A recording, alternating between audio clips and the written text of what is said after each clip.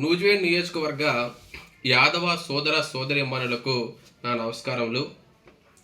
యదువంశ వీరుడు శ్రీకృష్ణుడి 23వ తరమైనటువంటి శ్రీ కాటంరాజు యాదవ గారి జయంతి వేడుకలు నూజివీడు నియోజకవర్గంలో ఉన్నటువంటి ప్రతి గ్రామంలో ఈ నెల 12వ తారీఖు గురువారం రోజు చాలా ఘనంగా నిర్వహించాలని చెప్పేసి శ్రీ గోకులకృష్ణ యాదవ సేవా ట్రస్ట్ కోర్ కమిటీ సభ్యులందరూ ఏకీగ్రీవంగా తీర్మానించడం జరిగింది.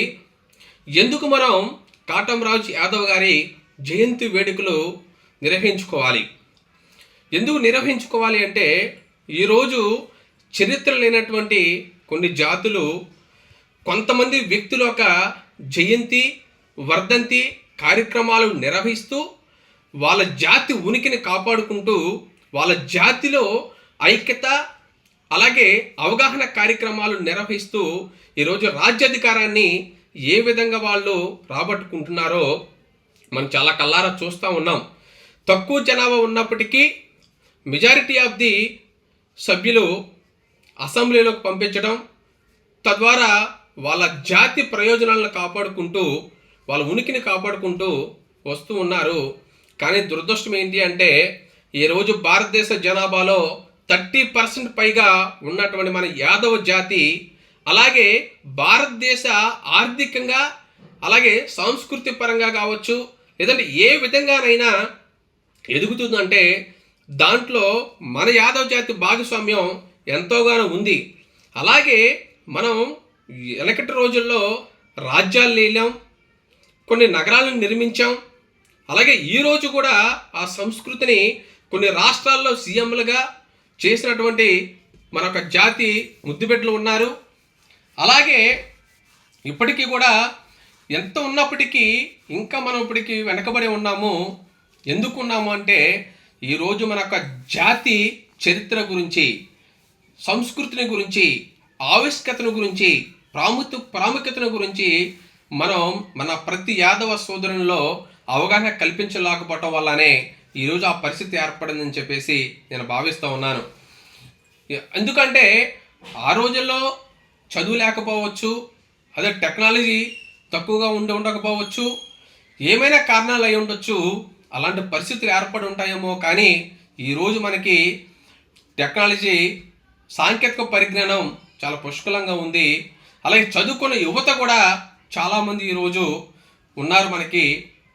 కానీ ఇలాంటి ప్రముఖులు ఈరోజు భారతదేశంలోనే చాలా గర్వంగా మన జాతిని తలెత్తుకునేలాగా నేను యాదవ్ అని చెప్పుకునే విధంగా నిలబెట్టినటువంటి ఇలాంటి కాటంరాజు యాదవ్ గారు లాంటి ప్రముఖుల గురించి కూడా ఈరోజు యువతరానికి తెలియలేదంటే చాలా ఇది బాధాకరంగా అనేటువంటి విషయమే.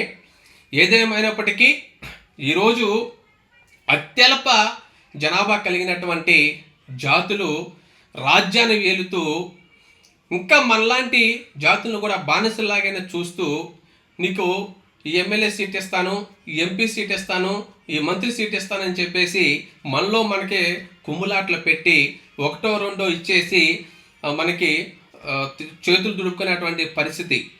భవిష్యత్తులో అది మారాలి అంటే ఖచ్చితంగా మన చరిత్ర గురించి, చరిత్ర ఆవిష్కత గురించి ప్రతి యాదవ సోదరుడికి మనం తెలియపరచాల్సినటువంటి అవసరం మనందరి మీద ఉంది. ఇది మన బాధ్యత కూడా. ఎప్పుడైతే మన జాతిలో ఇలాంటి అవగాహన కలుగుతుందో ఖచ్చితంగా రేపొద్దున 2 తెలుగు రాష్ట్రాలనే కాకుండా యావత్ భారతదేశంలో కూడా మనమే కీలక పాత్ర పోషించి రాష్ట్రాలని, దేశాన్ని వెళ్ళేటువంటి పరిస్థితి మనకి ఏర్పడేటువంటి అవకాశం ఉంది. దానికోసమైనా సరే ఈరోజు మనం ఖచ్చితంగా ఇలాంటి యాదవ్ జాతి ప్రముఖులు వీరులు జయంతి అలాగే ఈ యొక్క అవగాహన కార్యక్రమాలు నిర్వహించాల్సినటువంటి బాధ్యత మన అందరి మీద ఉందని చెప్పేసి చాలా ఘనంగా మీ అందరికీ నేను తెలియజేస్తా ఉన్నాను.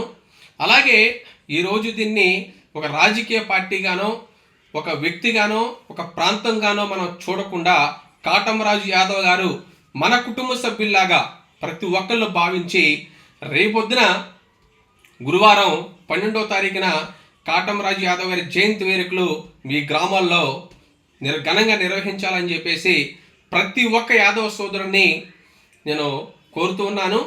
అలాగే ఈ జయంతి వేడుకలకు సంబంధించి ఎలాంటి సహాయ సహకారం కావాలన్నా కూడా ట్రస్ట్ కమిటీ సభ్యుల్ని మీరు సంప్రదించండి. మీకు కావాల్సినటువంటి సహాయ సహకారాలు అందించడానికి సిద్ధంగా ఉన్నాము. జై యాదవ్, జై మాధవ్.